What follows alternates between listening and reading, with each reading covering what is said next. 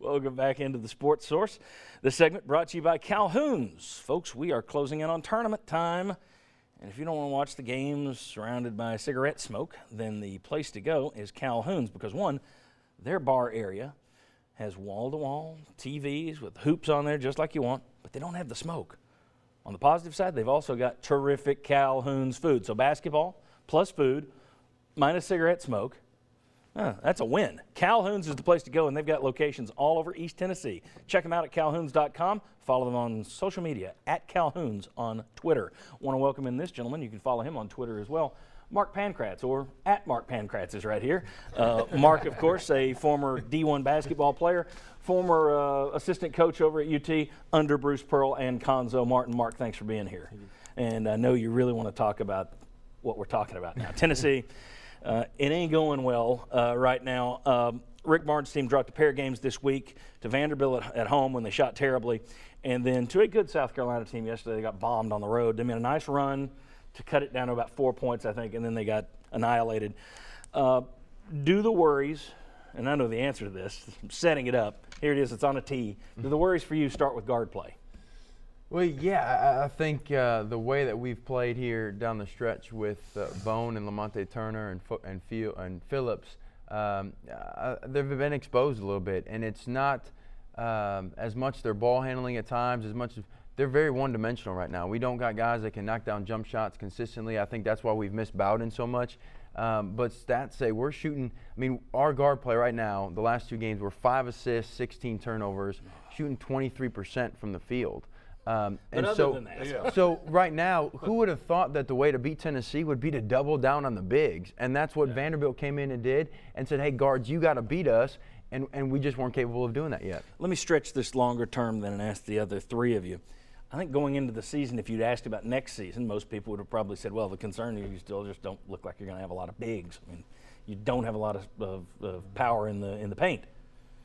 Has that changed now? Has your view of next season been tweaked a little to where, okay, now I'm a little bit more concerned about guard play? Yeah, you better go find your point guard. You better go find somebody who can take care of the basketball. That is the most frustrating thing to me, is watching this team play, and there is like no sense for importance of taking care of the ball. You go on the road and starting out, you cannot have unforced errors, and then the other team gets some steals. You're not going to win. You're not going to win. I was going to say, Rick Barnes is very frustrated with Jordan Bone right now. And Jordan Bone's probably very frustrated with Rick Barnes, too. But I think we all presume that Bone is the point guard of the future, and I still haven't given up on him. But what Chuck said, I'd almost be thinking about, is there a JUCO point guard or something out there I could go find for next year?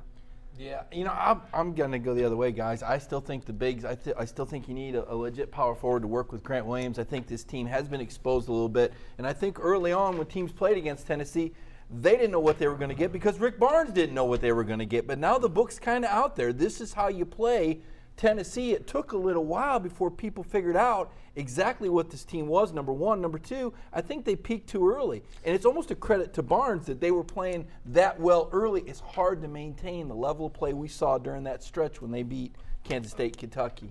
Quickly, because I got to twist that. I don't think it's a point guard. I think Jordan Bourne will be fine. I think Coach is molding him. I think you need a wing. I think a guy that can go and get a shot, that can break down the defense. And if you're not a wing, they've got to have shooters. Hubbs is more of a post-up guy. He can't catch on the perimeter. And so for me, it's they've got to come a wing. I think Jordan Bone will be fine. All right, last question. Mike says they peaked too early. Some coaches talk a lot about the freshman wall. They believe in it. Some coaches do not. They say, it's mental. I don't want my guys hearing that and believing it. Of your top 6 minutes guys on the year, 3 of them are freshmen.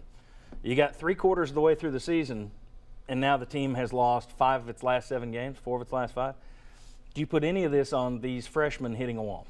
No, I'm sure there might be some of that, but I'm one of those that don't believe in it. I think you train a certain way. Your conditioning is done a certain way. Coach Barnes is an experienced coach. He knows how to coach these guys minutes. I don't think it has much to do with the See, I disagree. I think there is a freshman wall when you got 3, and it's not just the games, it's the practices, it's adjusting to being a freshman on campus. It's all of that. Rick Barnes is a very demanding coach, and I think a lot of this, that wall comes to play with some of these tough practices they have, and then trying to play. Well, I'll say this, though, about Mark talking about Jordan Bone. Mark's the guy that was calling Jordan McRae 2K13 when he was playing about 8 minutes a game as a freshman. So when Mark says that Jordan, I give Mark a lot of anybody's credit. writing these guys off, but at the same time, you can only go with what you've seen so far. And if you look at it, you say we need better play out of the position that Jordan Bone is playing. I agree Well, with and that. I think the big one is Lamonte Turner. He was supposed to be the savior. He was supposed to be the guy. He's been the most disappointing guy because athletically he's just not there at this level. He was the guy that we spent last season saying, well, this team would be different if you had Lamonte Turner. Now, I don't think it would have been. So, okay. That, doesn't mean his career's over. There are plenty of guys. No, it Wayne doesn't. Chisholm's I'm a talking guy about here and now. that you looked at. Wayne, you remember Wayne Chisholm walking off the bench at Vandy and everything that freshman year? Then the sophomore year got a little better.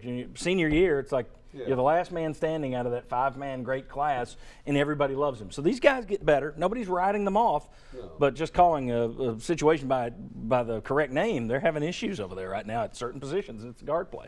All right, when we come back, we are going to talk about football staff and coaching changes. Another one is Zach Azzanni departs. Too many? We'll discuss. Come on back.